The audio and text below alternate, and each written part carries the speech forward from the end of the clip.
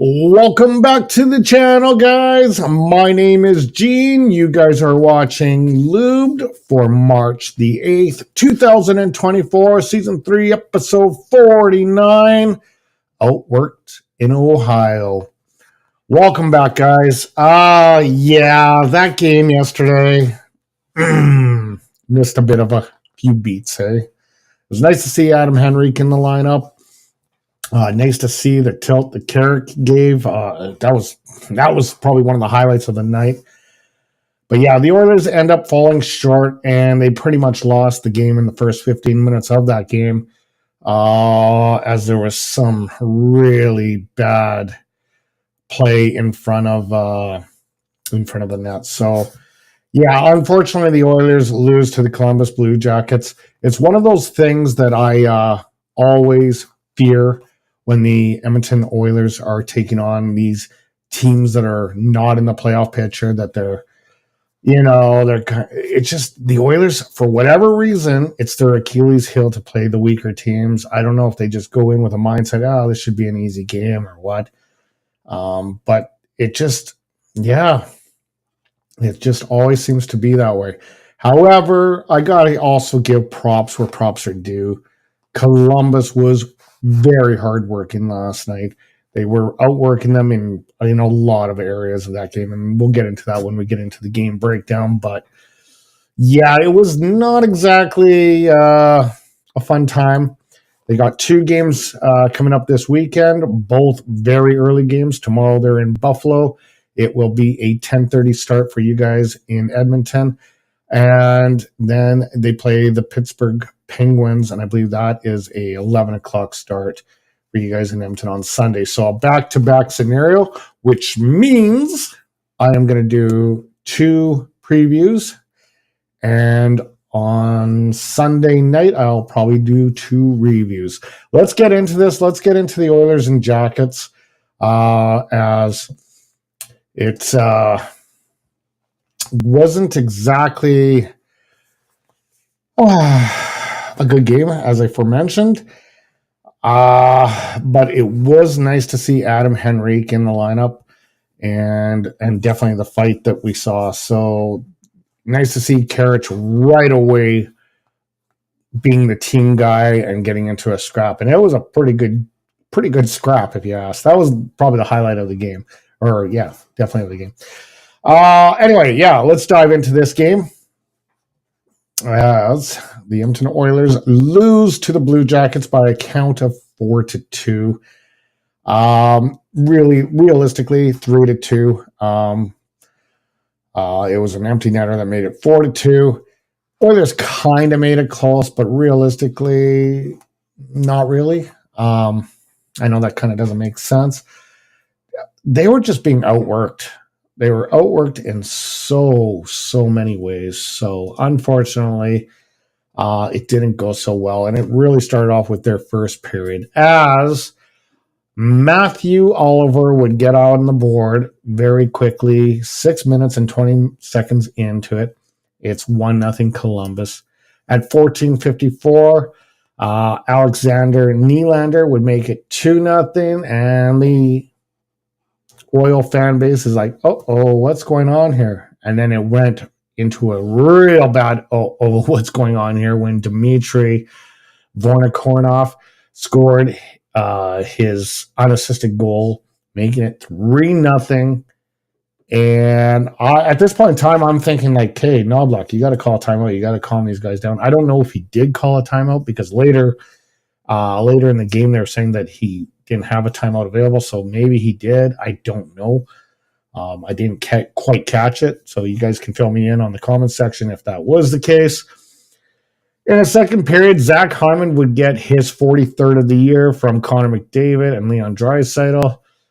But I still, at this point in time, I'm not very convinced that the Oilers had much of a chance. And to be honest with you, even when Corey Perry made it 3-2, well, I had a glimmer of hope. I'll be honest, a glimmer of hope, as he deflected a beautiful shot from Evander Kane on the power play and Darnell Nurse. And that would be as close as the Oilers would get, as Jack Roslovic would get the empty netter, ending the game for the Blue Jackets in a 4-2 final. Let's take a look at the game stats. As gotta go over to that screen there. 1 second. All right. Shots on goal, 34-31 Jackets. And you're gonna hear Jackets a lot here. Hits on the opponent, 23-20 Jackets. Okay. Here's one where the Oilers actually were able to defeat the opponent and actually take the win on, as they were 57.7% on the faceoff dot. So they get the win on that one. The power play, they were 1 for 3, so that's kind of a win. I would like to see 2 for 3 or 3 for 3 for that matter. But 1 for 3, at least they got one power play goal, and that was Corey Perry's goal where he deflected the shot off of Evander Kane.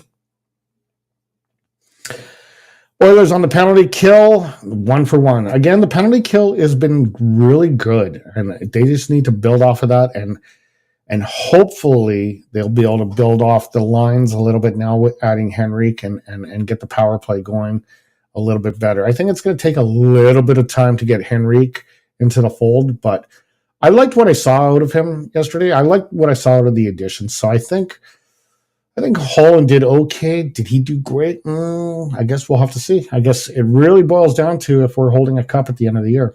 That's really the judgment point.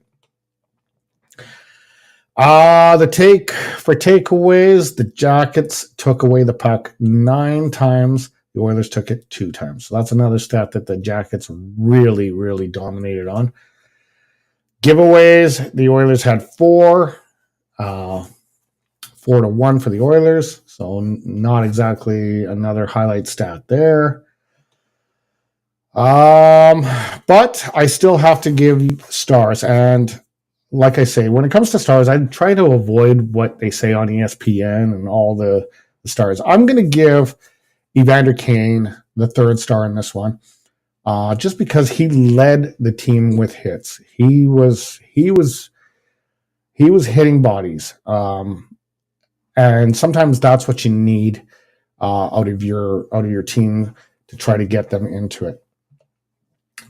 Sam Carrick, he's already a star with me. Like that scrap, that huge fight when I think it was Janmark that was pairing up on the faceoff square, and I forgot the player that Carrick fought, but he was starting to bully Janmark, and then Carrick right away went from the center line, went to that, and then they dropped the mitts, and it was a good tilt, man. It was a real good tilt, and it's good to see Carrick already embracing his new team and starting the scraps. And my 1st star in this game here has got to go to Corey Perry. He was a huge presence all night long, so I would have gave him a star just for his presence. He did get the 1 goal, or one of the 2 goals that the Oilers did score that night. So I liked what he brought. I liked everything that he brought to the table. I can't complain enough.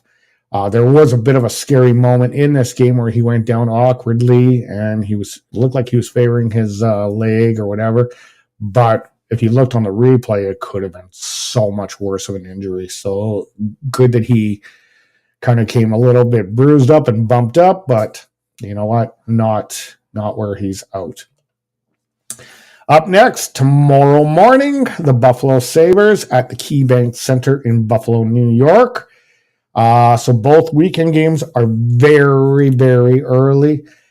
This one will be a 10:30 start Mountain Time for you guys there in Edmonton. And then they take on the Pittsburgh Penguins on Sunday, and I believe that is an 11 o'clock start. Don't quote me, but I'm pretty sure I know both games are morning games, so it's going to be breakfast and hockey, you guys. Breakfast and hockey. All right, so that being said, there was only one other deal that happened, and it actually happened a couple days ago, just after I did my last episode. Basically, I got the news about Troy Stecher coming aboard. He is a depth defenseman. Some of his statistical accolades are He's won the World Junior Championship in Latvia. He got the gold medal in that one. And in 2019 in Slovakia, and this is for Team Canada, got the silver. He was drafted by the Vancouver Canucks. He is a BC boy. In fact, he was born in Richmond, British Columbia on April 7th, 1994. So he's a 29-year-old defenseman. Again, he's going to be a depth defenseman. He's a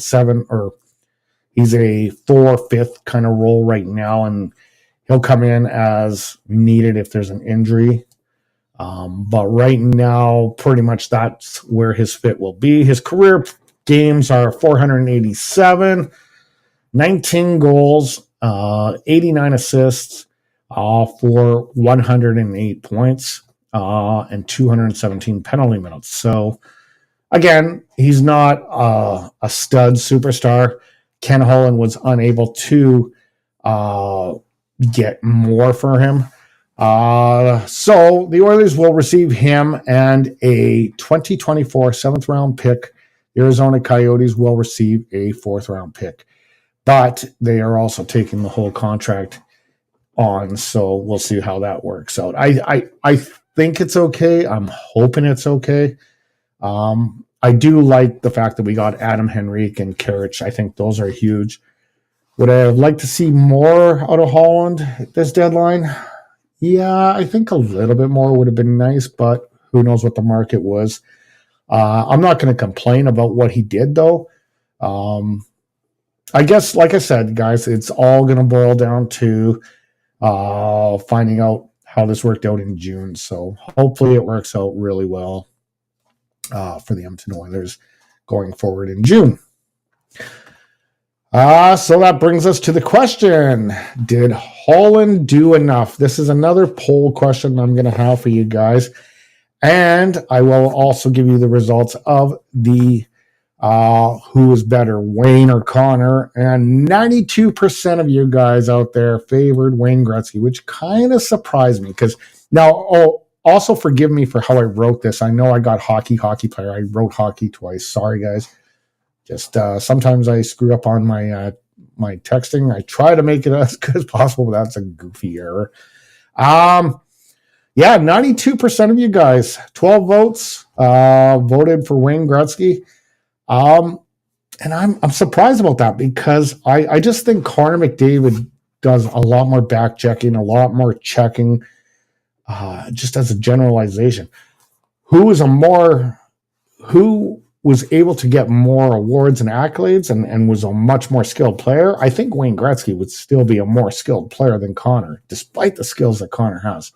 But as far as the all-around, in my opinion, but you guys have spoken. I'm not going to disagree with you guys. Connor McDavid falls short by a significant margin to Wayne Gretzky. So that brings me to the next question, and I want to find out from you guys. This is up on my community page. Did Kenny Holland do enough at this deadline? So this is up on my community page. I'd love you guys to vote and find out. Let me know your thoughts. I'm kind of on the fence. I would like, actually, I think he could have done more, to be honest with you. In my opinion, I think he could have done a little bit more.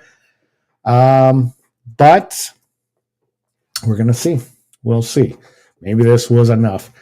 As you can see, I have the Western Conference standings posted. Guess what? If the playoffs were to start today, and this is crazy, I can't believe I'm actually witnessing, Vancouver would actually play Vegas, but Vancouver would have home ice advantage.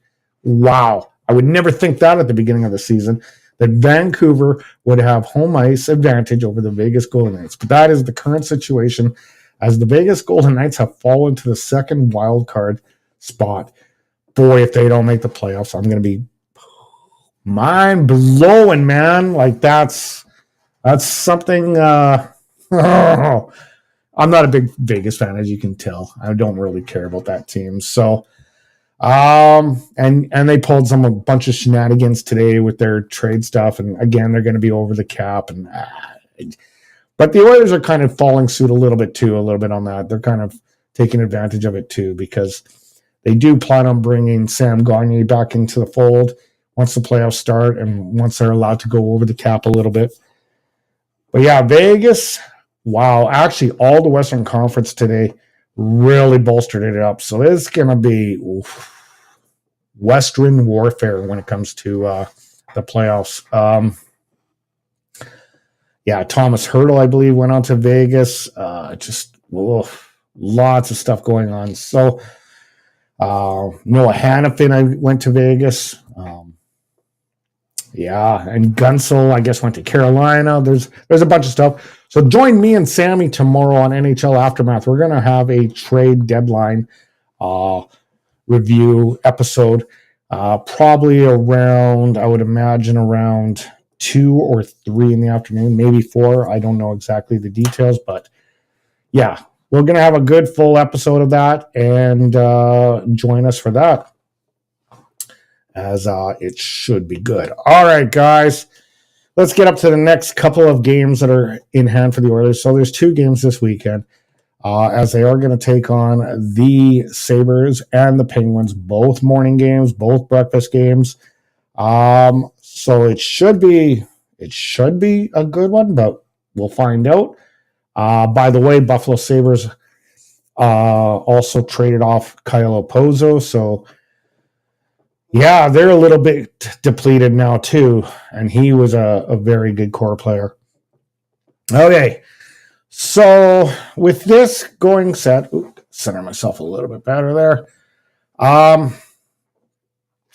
Yeah, I think, well, first and foremost, Chris Knobloch obviously made adjustments, as Tony Brouwer reported today that the lines for this one are going to be RNH, McDavid, and Hyman, which was basically the same one that happened yesterday. However, McLeod, Draisaitl, and Fogle are going to reunite. Henrique is going to be on the third line with Kane and Perry. Janmark, Carrick, and Brown. And then Derek Ryan is the odd man sitting out. Ekholm, Bouchard, Nurse, Desharnais, Kulak, Ceci. Skinner is likely to get the start, and then Picard will play against Pittsburgh. Some of the notable stats that the Buffalo Sabres have, the things that they're good at, they're kind of a team that's, I was actually expecting a lot better stuff out of them. But they're a work in progress, I guess, is the best way to say it. They are 6th in the league with shots on goal, averaging 29.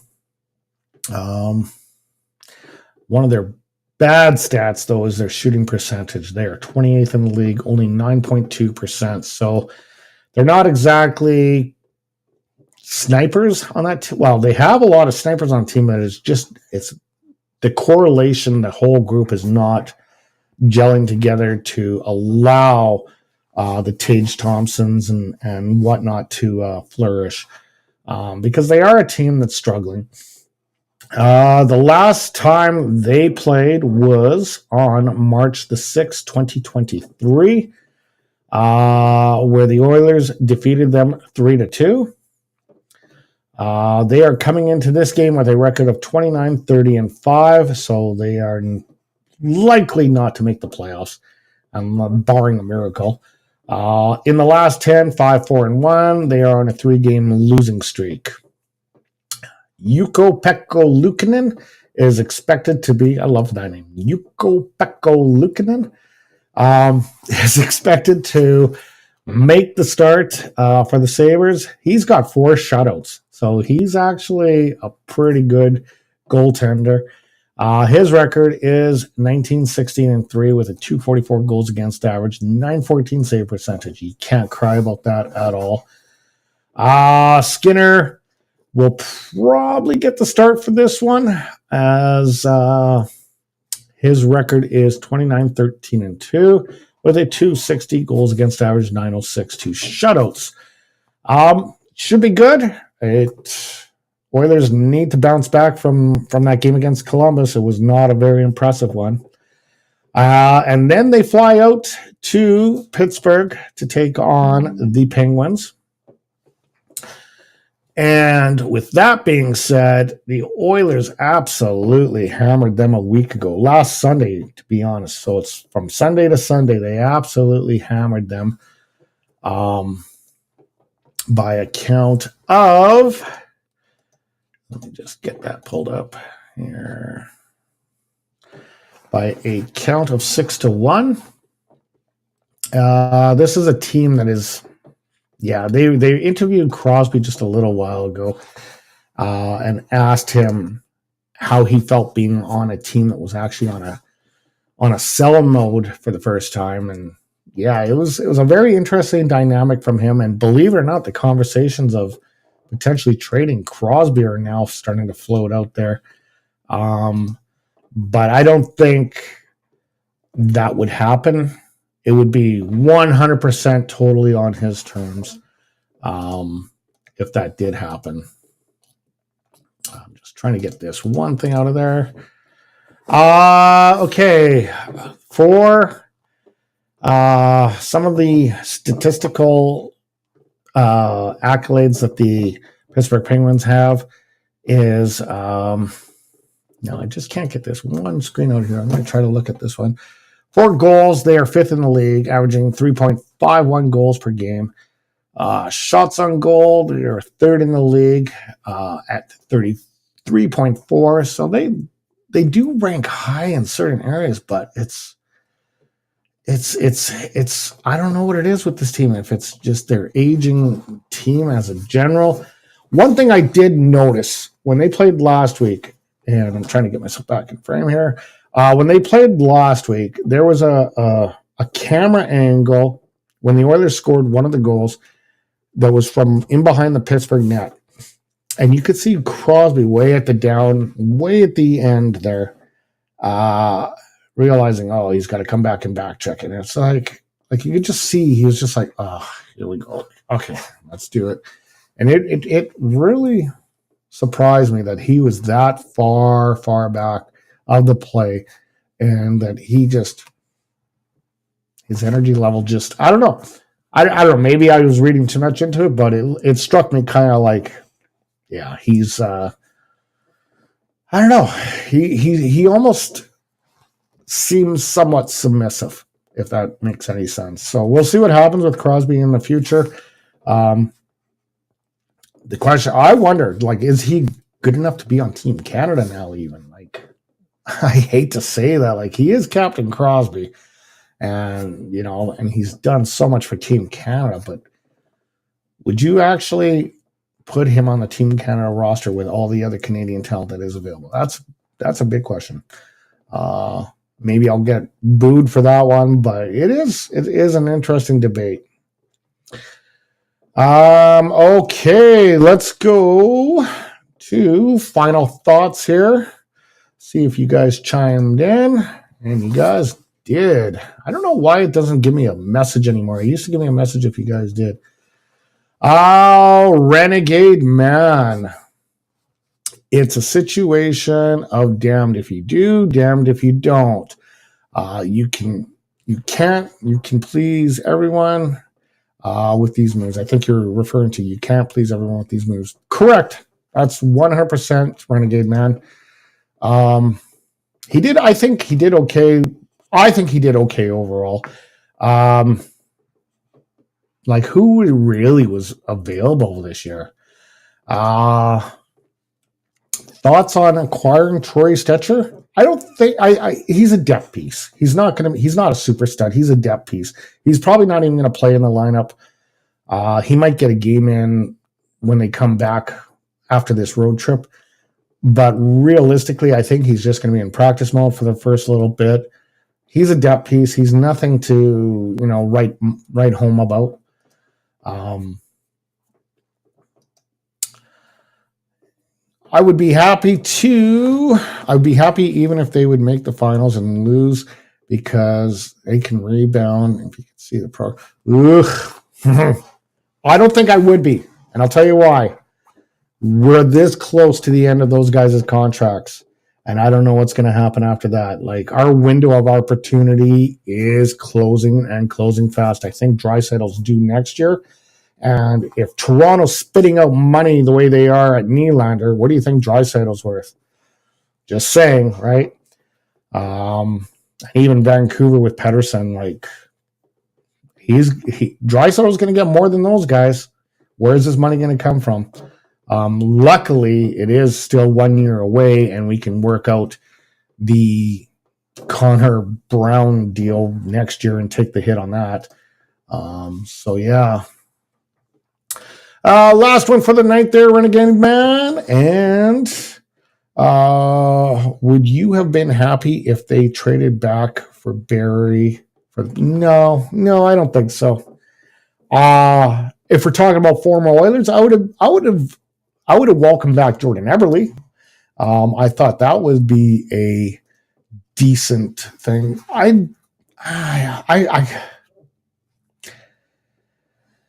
Even when Perry was an Oiler, I wasn't exactly a super fan of him. I thought he made a lot of defensive errors. Yeah, he could quarterback it a little bit, but we got Bouchard now to quarterback the play. So no, I'm okay with Perry not being on the team. I thought we got a great return in Ekholm. Ekholm is a solid D-man, a solid stay-at-home D-man. So yeah, no, I'm 100% okay with that. Okay, guys, if you are new to this channel and watching it for the very first time and you enjoy the content I bring, feel free to hit that like, share, and subscribe button. To those of you who have followed me, including you, Renegade Man, thanks for chiming in once again, and I'm happy to answer your questions. Right on. I salute you. Spread the word. I want to build this channel up as much as I can. I will be back. So me and Sammy are doing an episode tomorrow. We're going to kind of break down all the trades that happened. A good portion of the trades that happened. As far as that goes, throughout the league-wise. And then I'm probably going to be back Sunday night. So just to kind of calibrate the last two games and give you a review of the last two games. And let's hope we get a couple W's out of it. Other than that, guys, I'm out of here. I will talk to you guys Sunday night, I guess. We'll see ya. Have a good one.